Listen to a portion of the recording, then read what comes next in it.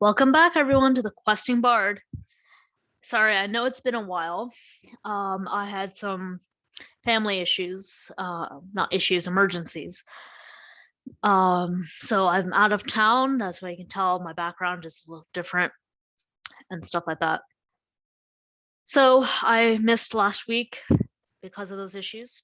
Yeah, those emergencies. Emergencies still in session, but it's better now. We'll be back home next week. For now, let's get into today's topics. But before we go into what I'm going to talk about today, I want to let you know there's some news coming up next week. Not next weekend, the weekend following. I'll be going to the Harry Potter store in New York. Yes, I'll be going there. I'll be recording. Don't you worry. Don't really worry about that. Okay. So aside from that news, also there'll be more news coming up. I'll be going to the Renaissance Festival maybe twice in September. So that'll be fun. I'm also thinking of doing something additional to just doing my regular everyday video. Let me know in the comments if you guys are up for that. But I'm thinking of doing like a mini short vlog of sorts for like a day in the life of a writer or a bard and stuff like that, like a moment, So just ins and outs, what goes on in my life, bits and pieces. That'd be good. So then I can just show you like maybe a small video snippet when I'm in the Harry Potter flagship store in New York, and maybe even at the Renaissance Festival a little bit and see what I'm wearing. I'll definitely have pictures. I'll have a whole talk about that. Definitely that'll be a whole separate thing. That's my experience playlist or a set of videos. We'll have the normal one still, but we'll have like a little mini. Like it's just going to be like a small little snippet of what's going on. Okay. And who knows, you might get to say hi to my family or something if they're up to being in the camera. On the camera, sorry, my bad. All right, so back to what I'm talking about today. So today, what will I be talking about? I'm going to talk to you guys about the writing community. You're like, what? I thought you already talked about workshops, right? True, I did talk about workshops, but I'm talking about the writing community as a whole. And it's really good to have that. And here's why. Of course, one, as you guys know, a given is workshops, and that is a place you can find people like you. But it's not just that. You can also connect with other authors and even famous ones. Probably not so much as J.K. Rowling. That's a slim chance. I'm sure some people have done it. But I'm talking about your favorite authors that are not as famous, but they still have pretty good writing, and their work is something that interests you, and you're inspired by them and by how they write and the stories they tell. So that's always good to do, is to keep in touch or just be part of their Facebook page or Twitter or whatever it is. It's a good thing to do. Why? One is because you get to know what it's like, get a bit of sneak peeks of what it's like to be a writer and be an author and stuff like that. And then also sometimes they can actually connect with you. You get to know them a little bit more, and they can help you become better as a writer. Not that they'll look at your work, they're not going to look at your work, but they can help you, encourage you, give you tips and feedback of like, well, yeah, definitely you want to edit, give your best foot forward and all that other stuff they like to tell you and they would want to tell you. So I'm going to tell you some of my favorite authors. I'm sure some of you guys are wondering who they are. The first one is T.A. Barron. I keep in touch with him on Facebook. I've actually met him in person. We met in Charlotte. He was doing a book tour, and he bought me through books of his. I asked for one, but he gave me the whole trilogy. Of course, I wanted to read the whole trilogy, but he gave me the whole thing. Because like you have to read all three. You can't just have one. So I did read them. So yeah, that's that for that.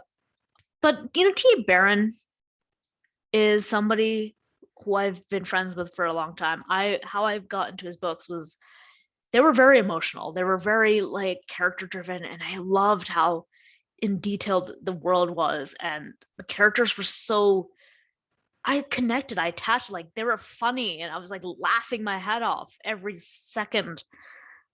Um, and then a character, like all of a sudden, I thought she died, and I was like crying my eyes out. I'm like, no, she's dying. Oh my God, like no. And this was in college, when I was in college. And funny enough, somebody was knocking on the door at the time and was like trying to do some advertisement or something, like letting us know about something going on in the college. And I told him, I'm sorry if I'm crying. I'm like, I'm just reading a book and someone I think she's dead or something. And he's like, oh no. My eyes are like red and stuff and teary. So yeah, he broke the moment. So that's one author I keep in touch. He's given me really good feedback, and he even had a writing thing for Halloween, like a villain flash fiction thing, last October. And I participated. And I participated not out of like, oh, I'm gonna win the competition, because it was a competition, but I wanted to participate because I wanted to see if I'm good. And I asked him, do you mind looking at it? Like, I don't want you to look at it and say like, oh yeah, you're a winner, or like for the sake of winning. I don't care about that. Like I care, but not like, if I don't win it, it's okay. All I wanted was for him to look at it and tell me what he thinks, give me feedback.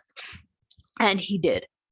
And that gave me so much self-esteem, so much confidence in being a writer. That, I mean, he's like, you are a writer, you're really good. And like there were a couple of things that could be worked on, but it's like, but overall you're like, it's really, really good. And he was very impressed. Like, he's like, do I want to continue reading it? That's the big question you have to ask. Does somebody want to continue reading this? And he said yes. And I'm like, oh my God, that is all I wanted to hear. And he's like, I hope you get to continue writing about this character.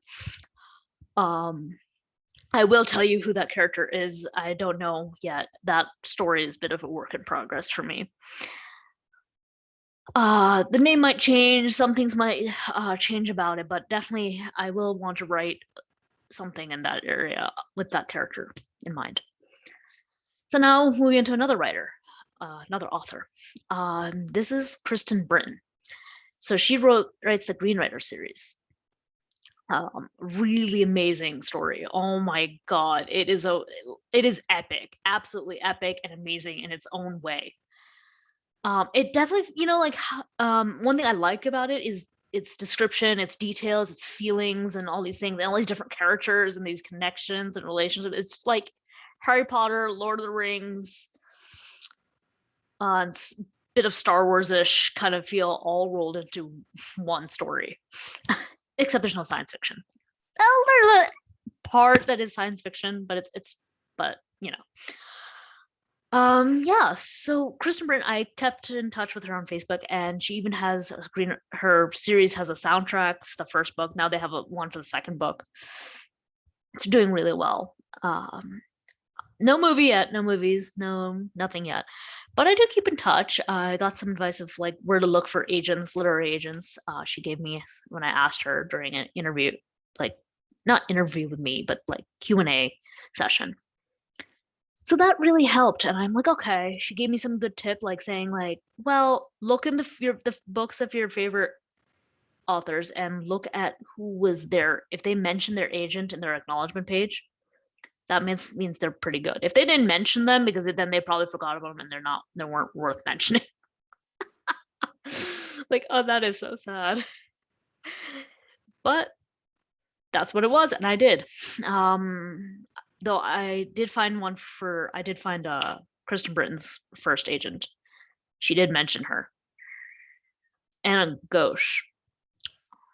I have not submitted to Anna Ghosh yet. I'm a bit nervous because she's not into fantasy, but yet she accepted Kristen Brynn's work, and I'm like, damn, I'm like, with high expectation. And she's willing to, she's open, willing if it's good. And of course, here's my self-esteem coming and playing like, oh, I'm not that good.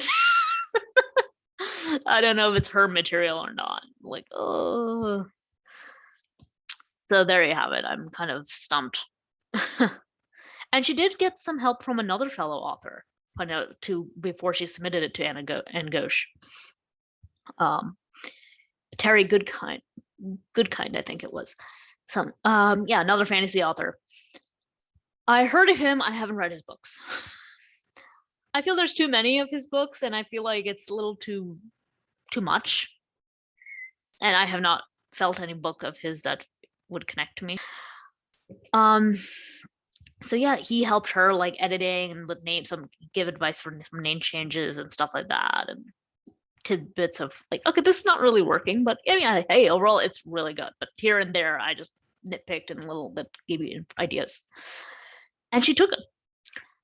And that's the kind of stuff you want. So even connecting with authors is as equally as important as it is to get fellow writers who are in the same footing as you. Because authors who've already made it will always be there to kind of help you out. And Madeline Engel actually helped T.A. Barron out.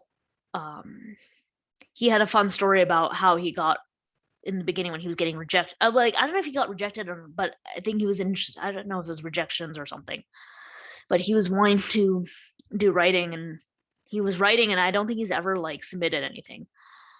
And his brother, and his favorite author was Madeline Engel, and he wrote, I don't know if you've submitted anything, but his brother actually wrote a letter, a fake letter of like from Madeline Engel and saying, oh, I love your work and it's so amazing and all this great stuff. And he bought it like crazy, and he like ate it up.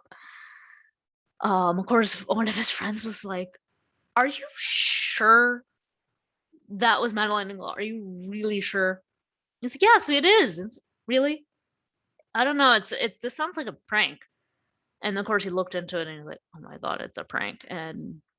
But that motivated him to actually contact Madeline Engel. And he did. And she was in town in New York City or something. He's like, oh, let's go have lunch. They had lunch, and then he got inspired and he finished his work and submitted it. And obviously he is where he is with many books on Merlin and Atlantis and all that fun stuff. Yeah, so that is very helpful to have. And we're all community writers. Those of you Percy Jackson fans, Rick Riordan also has a blog. So he does things. I don't know if you can communicate with him there or not, but you can definitely see what he's up to, his favorite reads for the year or the month or whatever he does, and where he's living. He's currently in Boston. They name their houses and stuff, so it's pretty cool. All right, well, that's what I have for now. And I'll see you guys all next week. Please like, share, and subscribe, and hit that notification bell for more future videos like this. And check me out on my Facebook account under the name Angela Tano, because that's who I am. And see you all next week. See ya.